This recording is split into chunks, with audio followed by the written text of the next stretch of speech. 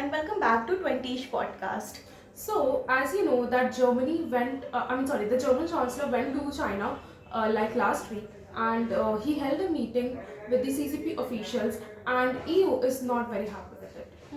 So, So in this video, we're going to talk about all of this issue and also about why the Germany is suddenly so interested in China? China. And given that we'll also talk about the French angle in this. So, without any further ado, let's start. The video. Yeah. So, first of all, let us discuss why the German Chancellor Olaf Scholz went to China in the first place. So, I think that the German Chancellor went there, number one, because winter is coming to Europe, and Russia being one of the prime suppliers of the natural gas, and also now that the pipeline has been destroyed, and it's still it's still a mystery who did that, whether it's Russia or US, we can't say.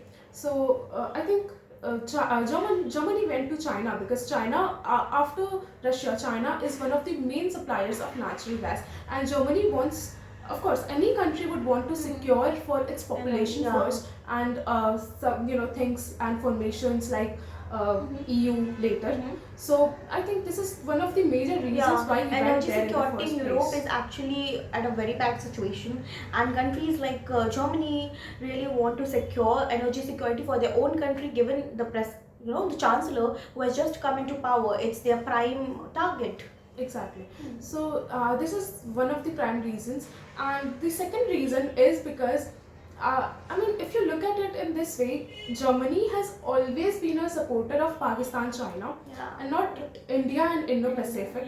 So as you know that once the German ambassador to Pakistan or someone like that, they went to, they stood in the same stage with the Pakistan foreign minister, and they said that Kashmir is something that needs to be discussed in UN and discussed openly. So I think Germany in itself is a very China and Pakistan ally country, and we can take this as a contrary to France, which is a very Indo-Pacific dedicated country. It believes in the vision of it believes in the vision of Indo-Pacific. Yeah, free and fair Indo-Pacific.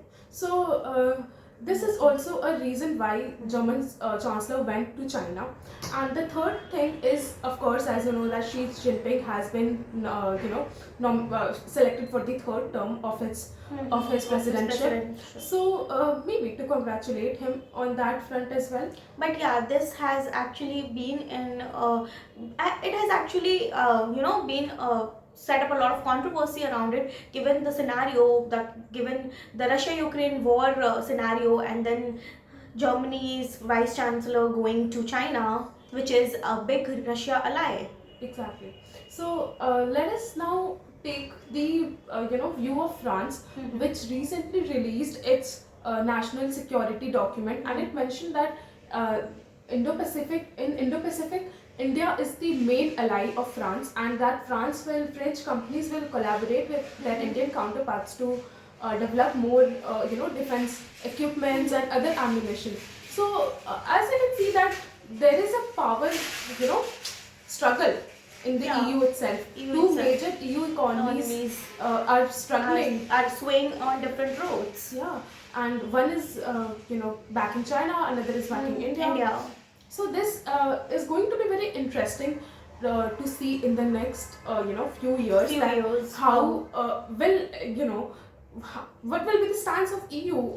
Actually, so we are seeing a diversion in EU itself, and we are yet to see the response of EU in it, because given the situation of Germany and France itself, we are going to see a lot of what we say, differential treatment towards their allies. Exactly. And Germany is also one of those countries which has more trade with China than other countries in this world. So, of course, wherever there is trade involved, prime ministers, presidents, chancellors, they take that country very seriously. Trade is the lifeblood of relations, international relations in this century. It has always been, actually. It has always been. So yeah, I think this can also be the third reason why German Chancellor went to China. China in the And first place. exactly. Hmm. So recently in the summit, I mean in the G20 summit, it will be very interesting to see whether the German Chancellor and the Chinese President will hold another set of meetings or not. Bilateral meetings or not. Yeah. And yes, we are also very optimistic about the Xi Jinping and Joe Biden's meetings on the lines of G20 and the outcomes of it. Exactly. So I think since this was a topic which was not discussed in the mainstream media, but we thought that you should know about it, because of course, as a country, as someone who is interested in international relations, we should know which countries stand by whom and things like that. And also, And it matters a lot in the longer run. yeah, and also Germany is a country that is investing heavily on green energy and things like that. So even I mean, in the case of India, German companies, they have decided to invest $11 billion or $10 billion, I mean, something like that, in the Indian energy companies, and in the helping India overall achieve its target. So the same is done in China as well. German companies are quite interested in helping China become more and more green. Though this is a very good thing, because China is one of the major emitters of carbon dioxide in the atmosphere. And yeah, this is also a reason. But don't think that Germany is doing this because they are very good hearted and things like that. Of course, German companies have their own agenda. Interests, yeah. And they have their own agenda, and Germany wants to be the hegemon of green energy. Like in terms of technology, US was the hegemon.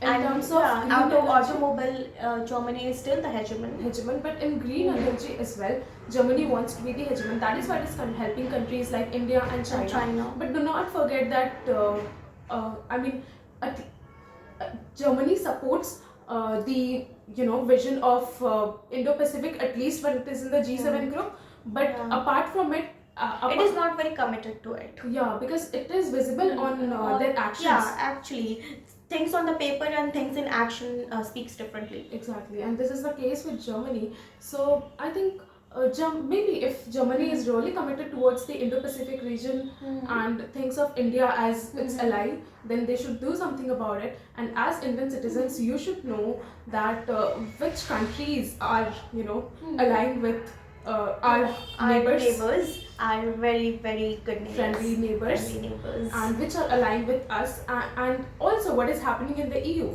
Maybe this power struggle will lead to something very crucial in the coming times. EU has seen a lot of things in the past, and its future is very much in controversies, because the country Brexit was one big thing, and then France, Germany, and other big European countries, and their agendas are very different to each other. So the main reason why countries come together is shared vision, and now we see that their visions are very different. Than continuing a group which has very different vision and very different treatments and very different allies will be something. We'll see how it goes.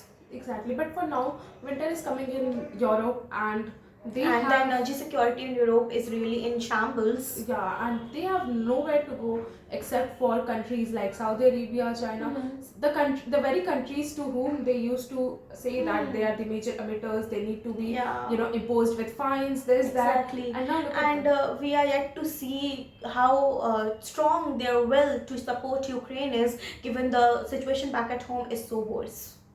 So I think this was it about today's episode. We will very soon bring a updated video on G20 and all the important bilateral organizations like EU, SAARC, and ASEAN. No, I was about to say important bilateral meetings that bilateral meetings. And yeah, we were also thinking about making videos on EU separately, so that we give you an brief introduction about EU and also its future and past. Exactly. So I think this was it for today's episode. And if something more happens between Germany and China's friendship, will bring more. They are like very close friends, so we'll keep you updated about what happens. Bye. Bye.